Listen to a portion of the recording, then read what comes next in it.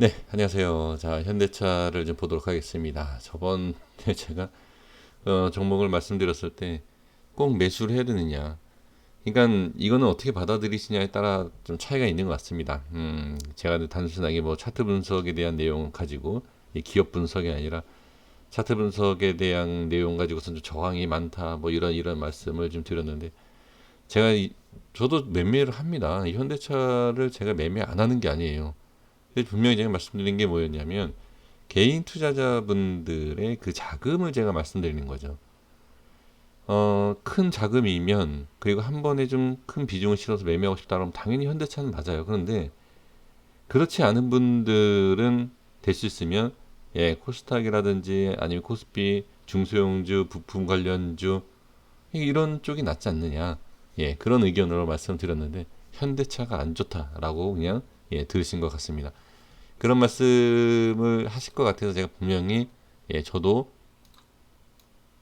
이것 때문에 그렇나요? 혹시 제가 단타에 대한 매매를 예, 해서 좀 기분이 좀 예, 그러신 분들도 계실 수 있겠네요. 그럴 수 있겠네요, 진짜. 예, 중장기로 생각하시는 분들 같은 경우에는 예, 저처럼 이렇게 단타 매매하는 그런 부분을 좀 이렇게 부정적으로 보시는 분들 계시죠? 이해합니다. 네, 제가 그런 것까지 또 이해를 또 못했는데 지금쯤 이해가 되는 것 같습니다. 한번 볼게요. 지금 위치 상당히 괜찮죠. 현대차는 지금 괜찮습니다. 지금 위치는 네 이렇게 좀 말씀을 드려보면서 현대차가 지금 오늘 좀 프로그램 쪽에서 이렇게 들어온 부분 개인은 매도. 그러니까 이런 부분이 저는 좀 아쉬운 거예요. 그러니까 지금 저는 예 아까도 말씀드린 것처럼 뭐 전 영상에서 뭐 다른 쪽 근데 이렇게 수급을 보면 꼭 좋은 자리에서는 개인이 매도를 해요. 예, 이게 조금, 예, 물론 내일 하락을 하면 오늘 익절한 게 많죠. 또 그렇게 보면 또 단타 매매인가? 너무 이렇게도 예, 볼 수 있는데, 제가 그냥 뭐 우스갯소리로 말씀을 드리려고 하는 것이 아니라 확실하게 정하시는 게 좋아요.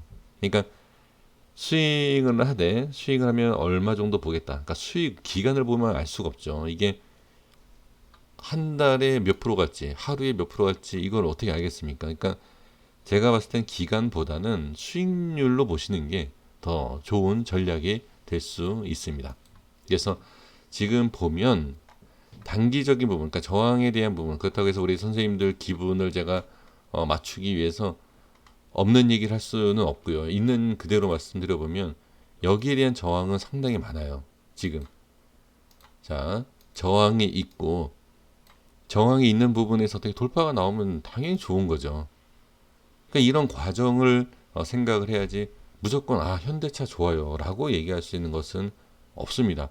그거야말로 분석은 기업적 분석, 기본 분석도 아니에요. 그런 거는 지금 위치에서 그냥 현대차기 때문에 좋다라는 것은 좀 말이 안 되는 그러한 내용이죠. 그럼 여기는 물론 시장 때문에 그러긴 하지만 자 여기도 그렇고 자큰 그림으로 좀 볼까요? 큰 그림으로 봤을 때 여기는 뭐 기아차는 현대차가 안 좋아서 하락하고, 예, 여기는 뭐 안 좋아서 이렇게 빠지고, 여기는 아주 살짝 좋아서 올라갔다 빠지고, 그런 건 아니지 않습니까? 여기는 현대차가 완전히 좋아서 올라가, 그런 건 아니잖아요. 그렇죠? 그 구간마다 이 현대차라는 종목은 좋지만, 어떻게, 거기에 있어서 좀 주가의 그 흐름은 그러니까 확인을 하고 분석할 필요는 있다. 예, 라는 내용입니다. 그럼 지금 이 일봉 그리고 이제 분봉상에서 제가 한번 보면서 말씀을 좀 드려볼 텐데요. 자, 일단 분봉상에서 제가 예전에 분석해 놓은 이 30분봉이 있어요. 이거 상당히 좀 오래된 어, 글쎄요. 언제인지 모르겠는데 예, 어쨌든 분석해 놓은 건데 지금 오늘 시장을 보시면 아시겠지만 자, 코스피도 마찬가지죠. 딱 갭 띄우고 밀렸다가 바로 이렇게 들어 올려주는 그러니까 이게 지금 현대차가 다른 지수 관련 종목에 비해서 너무 못 갔어요. 이게 이게 또 그러니까 이런 부분이 제가 이제 전에 말씀드렸던 그 저항에 대한 부분이에요. 그러니까 지금 어떻게 보면 지수에 관련된 종목이긴 하나 지수를 상승시키는 데 있어서 현대차가 큰 역할을 하는 것은 아니다 라고 그냥 보시는 것이 그게 맞을 것 같아요. 그래서 지금 보면 근데 오늘 같은 경우에는 지수보다 또 강한 모습이죠. 이게 바로 못 갔던 부분도 있고요.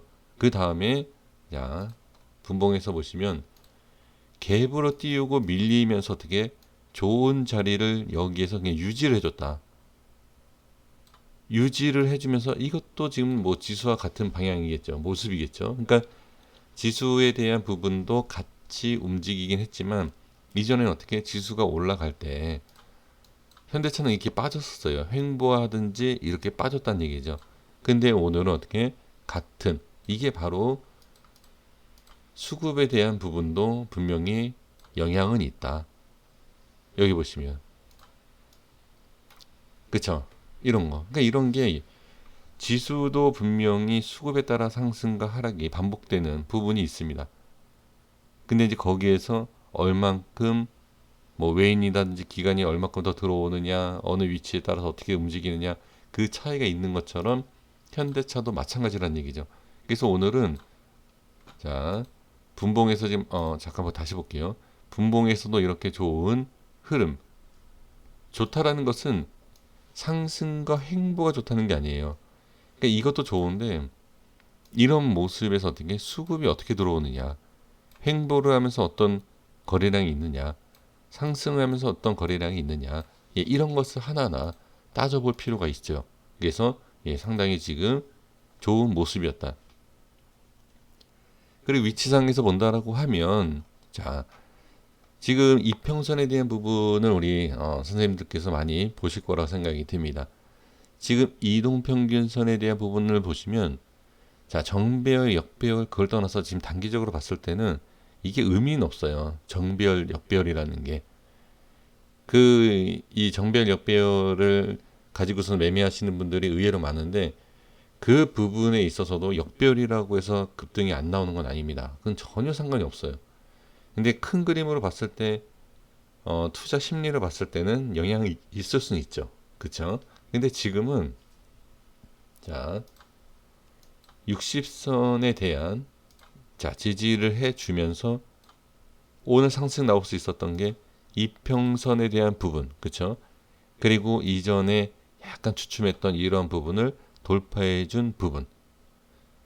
그리고 이제 내일 모습은 어떻게 나와야 되느냐? 지금 여기가 다 저항이지 않습니까? 이런 자리가. 여기를 과연 돌파가 나오느냐? 이걸 보시면 돼요. 이 돌파할 수만 있다라고 하면 다시 이 자리를 충분히 갑니다. 바로 가요, 여기를. 그러면 지금으로부터 한 10% 자리가 되겠죠. 그래서 이 저항을 돌파를 할 수 있느냐 없느냐 이거를 보셔야 됩니다. 그래서 제가 이제 분봉을 보게 된 이유가 뭐냐면 이 자리를 돌파할 수 있는 수급이 있겠느냐.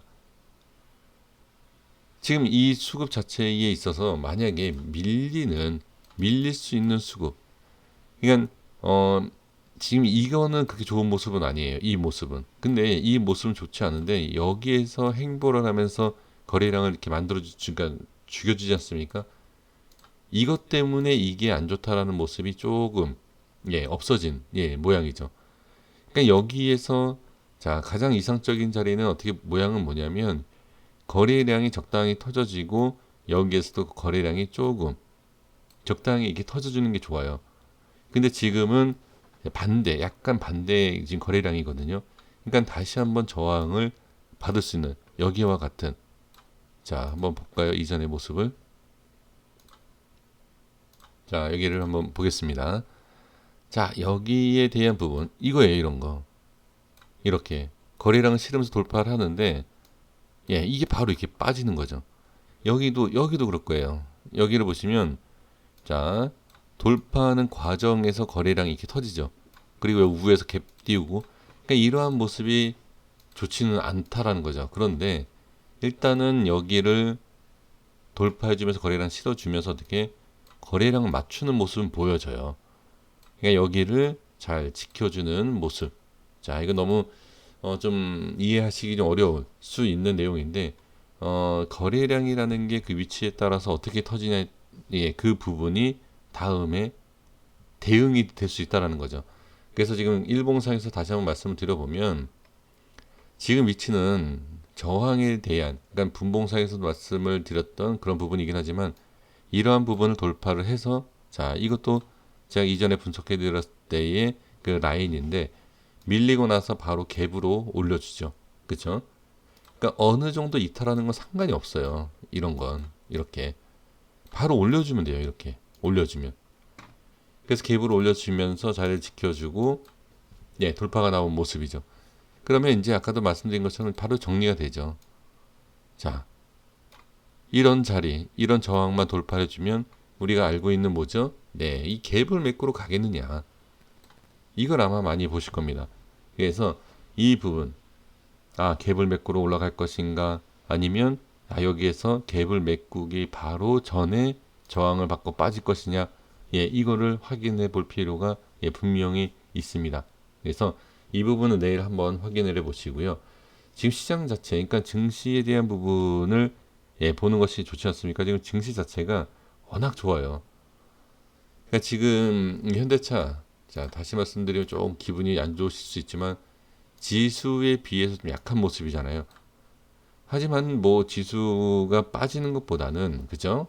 지수가 올라가는 게 더 좋으니까 일단 지수, 지금 미국 시장도 어느 정도 반등이 나오고 있는 그러한 부분이지 않습니까? 그러니까 그러한 모습을 봤을 때, 그리고 미국 시장의 이 업종, 어떤 업종이 상승 잘 하고 있느냐. 그러니까 제가 이 현대차에 대한 부분은 부정적으로에 대한 부분보다는 좀 업종으로만 봤을 때, 아, 자동차에 대한 이 부분, 아, 이 부분이 좀 그렇다라고 하면 상승시키기 위한 그래서 제가 이 자동차가 좀 그렇지만 테마로 엮을 수 있는 것이 아무래도 부품주다. 그래서 제가 그런 말씀을 좀 드렸던 부분입니다. 현대차를 매매를 하시는 데 있어서 이런 부분, 그런, 그러니까 제가 이제 부품주에 대한 부분 말씀드린 건 그냥 그 부분에 대한 내용이고, 현대차에 대한 부분에 있어서는 제가 이렇게 좀 말씀드리는 이 내용, 이 부분을 확인을 해주시면 전 좋을 것 같습니다. 나쁘진 않습니다. 나쁘지 않은데 저항에 대한 이 부분 꼭 반드시 체크를 해 주시면 좋을 것 같습니다. 그리고 여기는 무너지면 안 돼요. 이 밑에가 무너지면, 여기 무너지면 이렇게 좀 빠질 수 있습니다. 한 15%, 10에서 반대예요. 지금 여기에서는 기준짜리지 않습니까? 여기가 기준이 되는, 지금 현재가 기준이 되는 자리인데, 아까 말씀드린 것처럼 뭐 10%, 15%, 10%대 빠지면 어떻게 반대로 10%예요. 그래서 이것까지도 생각을 해주시면서 전략을 잘 세우면 크게 문제가 되지는 않을 것 같아요. 그렇죠? 그렇다고 해서 이 종목이 뭐 한꺼번에 뭐 마이너스 10%, 20% 빠지는 그 위험한 종목이 아니기 때문에 충분히 잘 대응이 되실 거라고 저는 믿습니다. 잘 확인해 주시고 내일 좋은 모습을 보여줬으면 좋겠습니다. 여기까지 하겠습니다. 구독과 좋아요 부탁드리겠습니다. 항상 감사합니다.